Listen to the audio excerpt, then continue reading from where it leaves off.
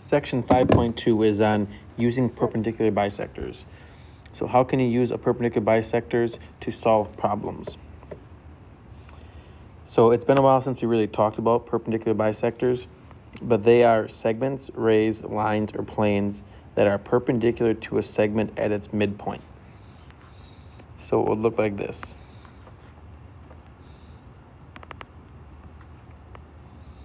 It would be going through the midpoint, and they would form a right angle. So that's what a perpendicular bisector would look like. Directly through the middle of a segment, forming a right angle. Equidistant is a point that is the same distance from one figure to another. Concurrent is when three or more lines, rays, or segments intersect at the same point. So concurrent would look like this. Change colors. We have 1, 2, 3 lines all crossing at one point. That would be concurrent. And the point of concurrency is the green point. Well, now it's green. The green point where all the lines cross. So it's the point of intersection of concurrent lines, rays, or segments. Okay, and then lastly, the circumcenter is the point of concurrency of the three perpendicular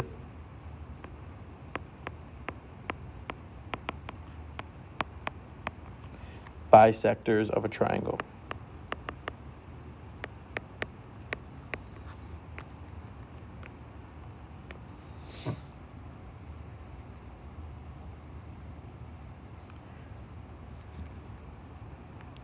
Right, and theorem 5.2 is the perpendicular bisector theorem. It says that in a plane, if a point is on the perpendicular bisector of a segment, then it is equidistant from the endpoints of the segment.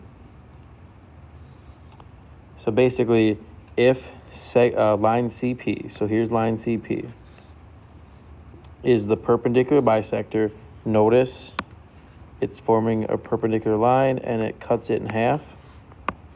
So if that is true, then CA is equal to CB. So if that's true, those two blue lines would have to be congruent. That's what it's saying. Since C is on the perpendicular bisector, C is the same distance to A as it is to B. So these would be equal to each other. Theorem 5.3 is the converse of the perpendicular bisector theorem. In a plane, if a point is equidistant from the endpoints of a segment, then it is on the perpendicular bisector of the segment.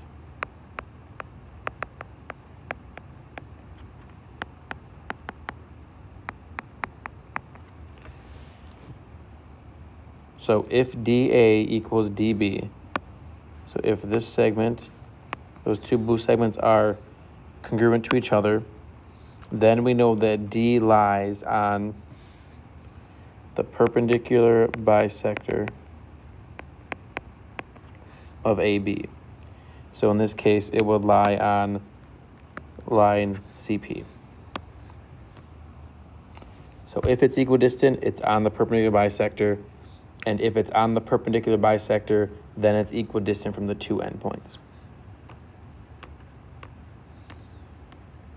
So example 1, use the perpendicular bisector theorem.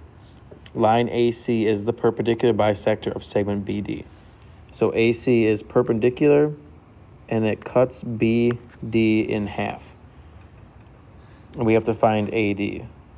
Well, since A is on the perpendicular bisector, that means from A to B is the same distance as from A to D. So we know that AB equals AD. So if we set up our equation, 7x minus 6 equals 4x. And we would solve for x.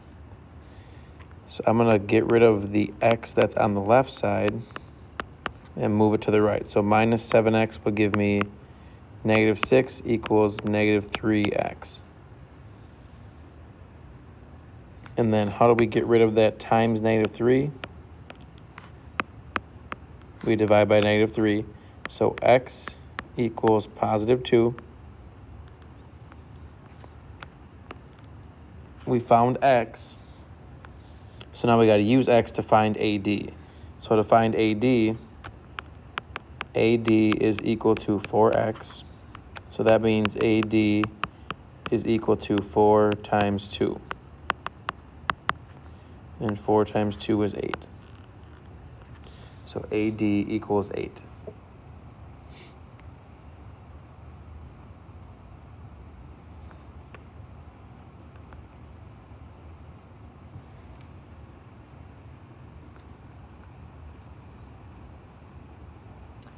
Okay, moving on to example 2. It says use the perpendicular bisectors. In the diagram, line KN is the perpendicular bisector of segment JL. So KN forms a right angle, and it says it bisects KL. So those two segments, JN and NL, will be congruent. So they ask us what segment lengths in the diagram are equal. Well, we just said, since KN is a perpendicular bisector, we know that JN has to equal NL.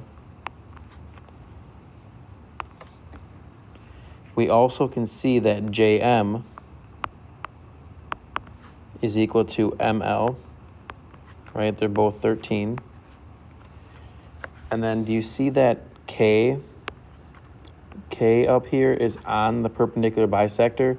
And that means the distance from K to J is equal to the distance from K to L.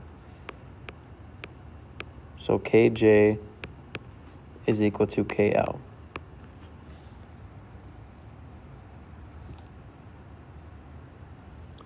And then part B says, is M on line KN? So is M going to be on this line right here? The answer is yes. And how do we know that? It's, I'm going to say, because it's equidistant from J and L. Since it's 13 from M to J and it's 13 from M to L, we know that if you extend this line, it's going to go through M because it's equidistant to J and L.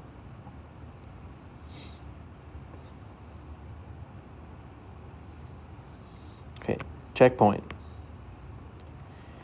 In the diagram, line JK is the perpendicular bisector of segment GH. So if JK is a perpendicular bisector, perpendicular means it forms a right angle. Bisector means it cuts it into two equal parts. Okay, so what segment lengths are equal? Well, since JK is a perpendicular bisector, we know that GK over here and KH have to be equal.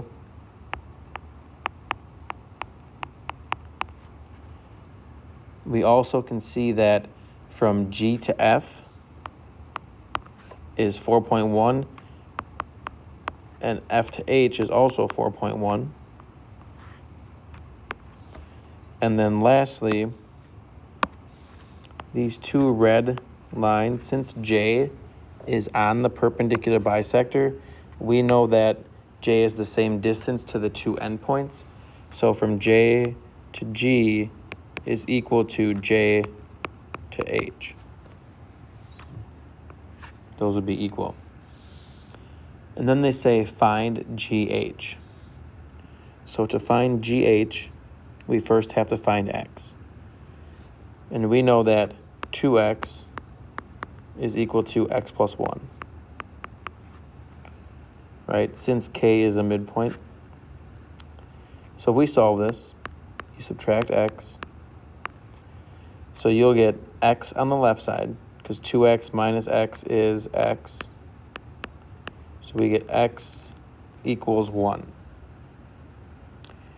So if x equals 1, that means we have 2 times 1 and 1 plus 1. So this would be 2, and over here would also be 2. So to get GH, which is this whole blue length, now it's the whole green length, GH is equal to 2 plus 2. So GH equals 4.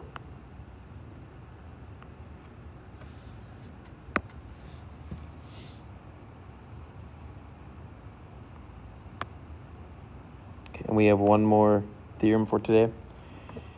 Theorem 5.4 says concurrency of perpendicular bisectors of a triangle.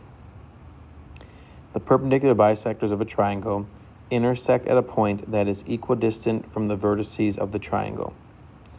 So if segment PD and segment PE and segment PF are perpendicular bisectors. So if, I'll use a highlighter, if these blue highlighted lines are perpendicular bisectors, meaning they would form right angles,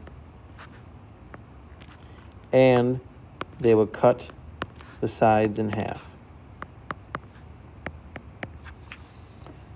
So if they were perpendicular bisectors, then the distance of these green lines, P to A, P to B, and P to C, that point of concurrency, point P, is the same distance to all the vertices. So PA is equal to PB, and that's equal to PC. They're all going to be the same length, if that's where all the perpendicular bisectors cross.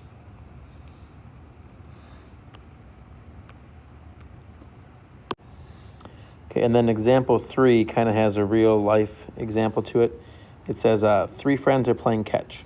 You want to join and position yourself so that you are the same distance from your friends. Find a location for you to stand. So here is A, B, and C. There is this triangle.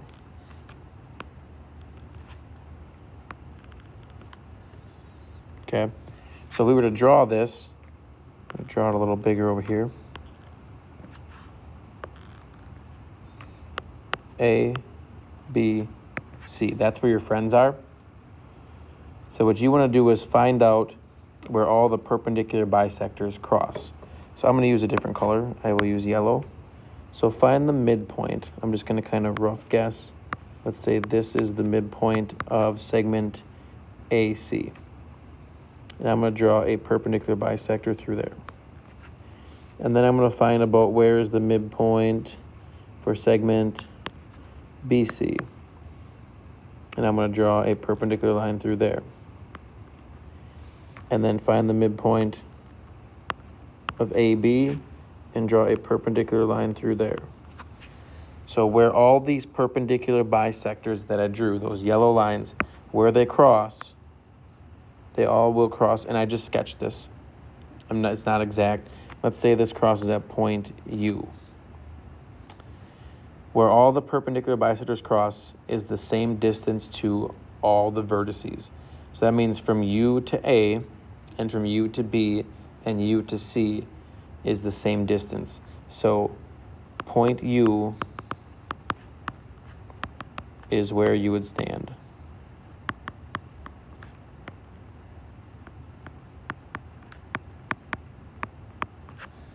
So you want to stand where point U is, and that means you'd be the same distance from all 3 friends.